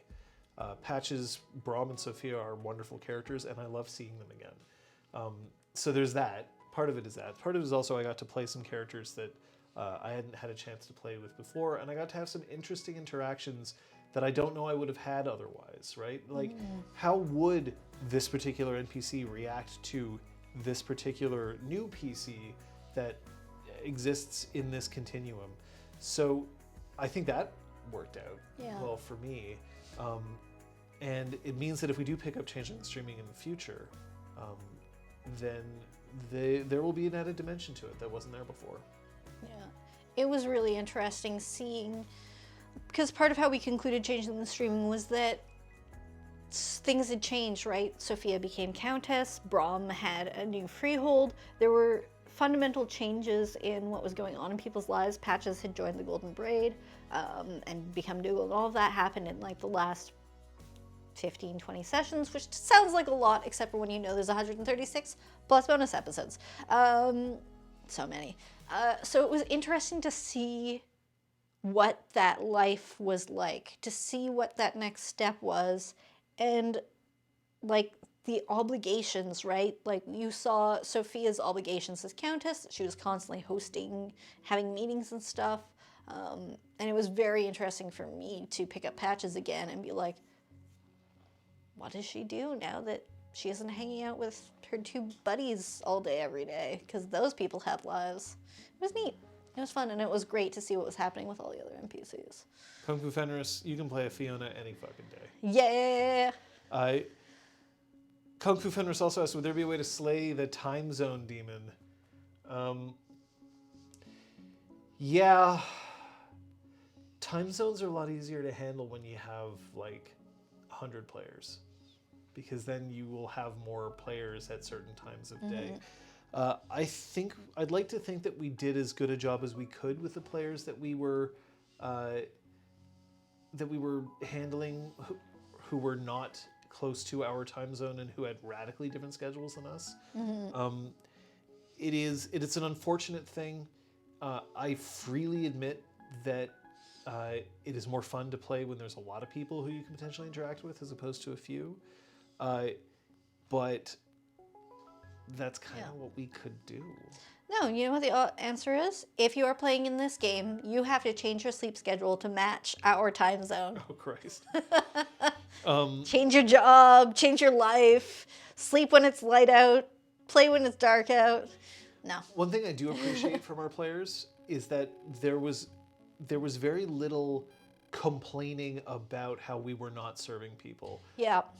There was a lot of, I'm sorry that this cannot be better, and is there any way that you can help me have a better play experience? But there wasn't an overall like, well then you suck because we can't be expected to change our sleep schedules to fit everyone. There were expressions of FOMO, fear of missing out, frustration that time zones were not the same as ours. But I never felt like they were blaming us. No. Yeah. Yeah. It's a rough thing the time zone stuff, and I totally get it. I totally understand. But I do hope that people got a chance to play at least a bit. And I also know that some people played a bunch in the beginning and then fell off, and some of that is due to life in general, right? Like, it's a tough place to be sometimes, but it's literally what happened to the two of us. Yeah. Life wound back up for us. Yeah. And so we no longer had the time to devote to it that we once did. Yeah. So, yeah. I mean, if there's other questions about Discordia or about anything, honestly, throw them out there. We'll be glad to answer. I think, though, we're probably wrapping up. Oh, hi. Good morning. It's like time zone. Morning. Now what? Okay, we can get into that. Now what? We're not going to talk about Blades in the Dark today. Yeah. We wanted to do that as a froyo with Liz and Scott. That was supposed to be today. It's not happening today, as you can see. So we're going to see if we can get it to happen. We don't know when it will be. Current plans, but again, subject to change because life can change, is January 1st. So we're off next week because it is Christmas. We have obligations, and we assume many of our viewers do as well.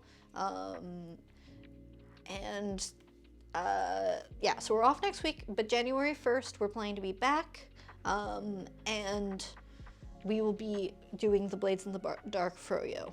Yeah. All things going according to plan. There's a possibility that we might do it at some point earlier during the week. That's true. I forgot about that. We aren't sure yet. Part of the problem is that Liz and Scott are Currently literally on set and cannot answer us Yeah. timely. They also only found out about when they were going to be on set last night. So trust me when I say this, a lot of this is because of last minute stuff. So if we can get it done during the week, I'd personally hope that we can, just because it'd be nicer to have it closer to the end of the campaign. Yeah. But it may not be possible, and I'm not going to force the issue. Yeah. So keep an eye on the Discord for that. But yeah, if we're not talking about what happened with Blades in the Dark, is it time for us to talk about specifically what Kung Fu Fenris has mentioned, which is now what? Should we change our little title text then? Yes, we can. Yeah. I mean, it's Yeah. So starting the new year, we're hoping to have closed out or very quickly close out our froyo for Blades in the Dark. As previously mentioned, I would love to do a playtest of the one-page RPG that I made called Major Problem. So that's going to be a playtest live stream session. Depending on how it goes, we might run through 2 quick sessions because it's currently designed to be flexible in duration. I would love to run Alice is Missing. But at the moment we're short one computer, and my plans for Alice is Missing does require everyone to be at a computer, and I'd like us to all be in the same place. So there's just a bit of technological limitation at the moment. poor computer. Yeah. Its part is on its way, we think. Maybe. Yeah, so there's some of that tech to be worked out, but it's something that is on my to-do list that I really would love to run. I also know that Liz would love to run Good Society and or Gothic Society. We're looking at some scheduling because there's a guest we'd love to have if we play Gothic Society. We're figuring out what our schedules are in the coming months. As artists, I know I have some shows coming up. I know they have some gigs coming up. So we're figuring those specifics out. Going back to some other things we touched on, that we're constantly keeping an eye on the things that are coming out involving Exalted and involving the World of Darkness. There are a lot of things that we're excited about, but nothing at the moment that is out that we are sure that we're gonna jump on immediately. We're tracking Sidereals quite closely. That book looks awesome. Exigence looks really good. And then, of course, there's also Lunars that we haven't touched yet, as well as the release of Exalted Essence when it actually comes out in its final form. So we're not going to be playing Exalted for a little bit. We know that for sure, but we also know that all of us have expressed interest in Exalted. So it's not like that's going away. It's just more that we want to wait until we've got the stuff to really sit down and look at it and decide whether we want to get into it again, because both Essence and Third Edition actually involve a considerable amount of buy-in in order to play. They are not easy games. Even Essence is not, like, its level of complexity is still similar to a standard storyteller system game. Yeah. So, want to see the egg again? Everybody wants the egg again. So these are options that we would like to look at, right? Like Exalted is a favorite of ours, but it's going to take some time, not just to get the books, but also to feel good about us playing Exalted again. Because we want to make sure that there's enough distance. We don't always want to be playing the same things over and over again, fall into a rut. There's also Werewolf the Apocalypse 5th Edition that we would really like to take a look at and figure out if we want to play it. It's a game that none of the three of you have played. No. But I've played it. I would love to play this game, especially because I think it'll be really cool to see it because 5th edition is a soft reboot, and to play it with somebody who has a lot of experience with Werewolf and then 3 people who don't. Which is basically where we were at with Changeling. I know Scott had played a little bit, but changing the streaming worked really well, so. Yeah. Well, Scott was actually in a 2nd edition Changeling game, right? So that's a question mark, but we don't know when that's coming out. It's supposed to, come out sometime in 2023. We don't know when that is, and we don't know whether that's going to get bumped or pushed. So, in the absence of all of these, there is a game that we are looking at.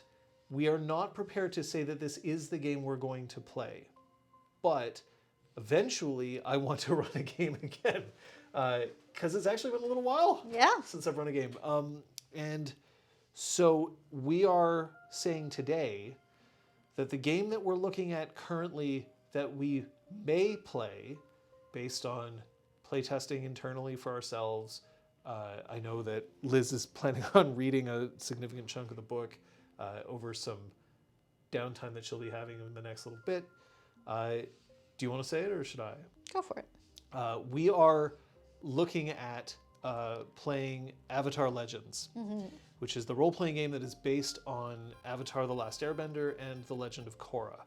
It is a powered by the apocalypse-like game. It has obviously some of its own mechanics to it. We are currently looking at it. We don't know what era we would choose to play in. We have no idea about what characters we're playing.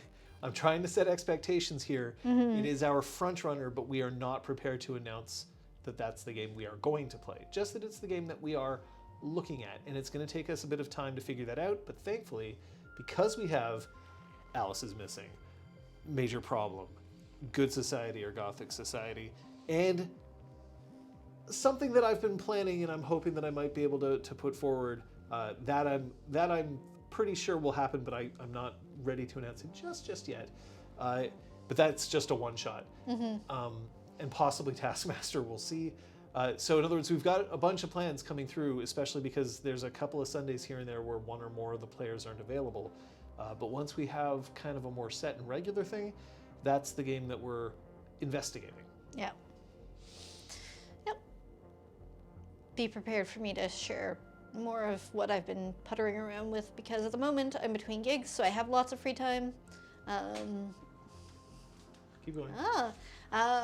So yeah, I've been like figuring out the crunchy side of the overlay tech and like how we would be able to display information and stats and all of that, because I've been doing that with our last few systems, and I find that really helps me actually parse what's needed. Like with making the bot for C20, I really had to crunch through all the rules and come down to an understanding of them. So that's been fun for me. As always, if you have thoughts about this, let us know in the Discord. It's especially important to recognize that we make decisions based on what we think will be fun, but we absolutely want to hear from you. If you have experience with the game, if you have specific thoughts about that particular universe, if you have recommendations, we do want to hear them. We obviously cannot do all, but it is a thing. This book, by the way, Kung Fu Fenders, this is The Worlds of Android. This is the lore book that accompanies Android as an FFG setting. So it's not a role-playing game. This is literally just art and lore, which for me was about my interest in Android Netrunner. Android is, of course, part of some other games in FFG's lineup, as well as Shadow of the Beanstalk, which is a role-playing game that is very sadly part of the Genesis system, which we do not enjoy. So we'll put that back. But yeah, there's a bunch of books in there. Yeah. A bunch of books that I really enjoy, and a bunch of books that I enjoy less.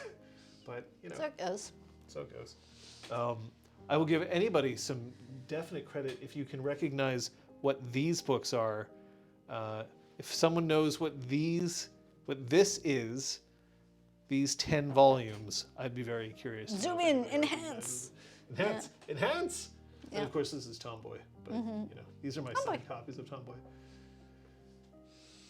But I think, unless folks have other questions, we've done our look back, we've done our look forward.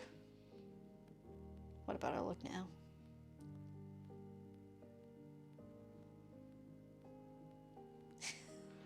Yeah, it's the sad music. Yeah. Some of those are good guesses, but they are not. This is your hint as to what this is, Interesting. because this may be a bit more recognizable to people. So this is your hint for this. So Kung Fu Fenders knows one of them. What about my look up and to the right? I mean, we could. Although this one I actually have to look to the right, which is weird. I know. I was setting it up, and I was like, where is anything? I needed to mirror it for my own brain. So once again, it is not Saga, although I wish I did own that in hard copy. I own that in soft copy. Once again, we are not streaming next week. Next week is Christmas Day on Sunday, but that doesn't mean there aren't necessarily streams during the week. Scott may or may not be streaming. I hope that I'm getting my computer back. I have a new stream project. I don't want to abandon Cyberpunk right now, but I do have an idea in the back of my head that I'm going to propose a couple of different franchises, and I'm going to play through every major console version of them as quickly as I can. One of them being the Mario series, which I've kind of already done. The other being the Zelda series. Well, you'd have to get specific about the Mario series, because if you do like Galaxy and stuff, some of those are going to get long. Yeah, but that's why you have to try to do it as fast as you can. Yeah. So we'll see, and we may have to pick certain games from them. It is Ex Machina Kung Fu Fenders. That's exactly what it is. It is the 10 issues of Ex Machina, which I own in trade paperback. So congratulations, Kung Fu Fenders wins the day, as he often does. Bing.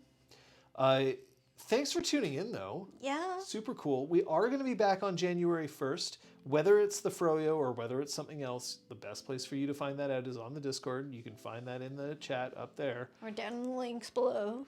Or down in the links below. Or the fact that most of you are already on there anyway.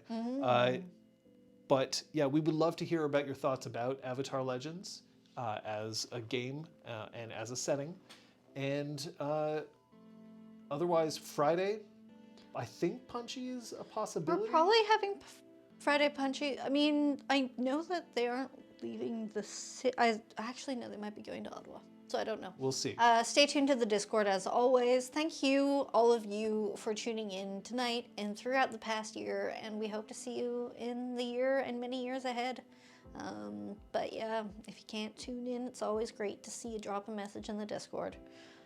Because that's how we kill the time zone demon, really. You know what I did a lot of this year? I got shot. Oh, like yeah. a lot. Yeah. Go and get shot. If you can get shot, get shot. Not just for COVID. Get your flu shot. This year it's a good shot. Yeah. Get it. But thanks for tuning in. If you're looking for us, though, we are going to be this way and that way.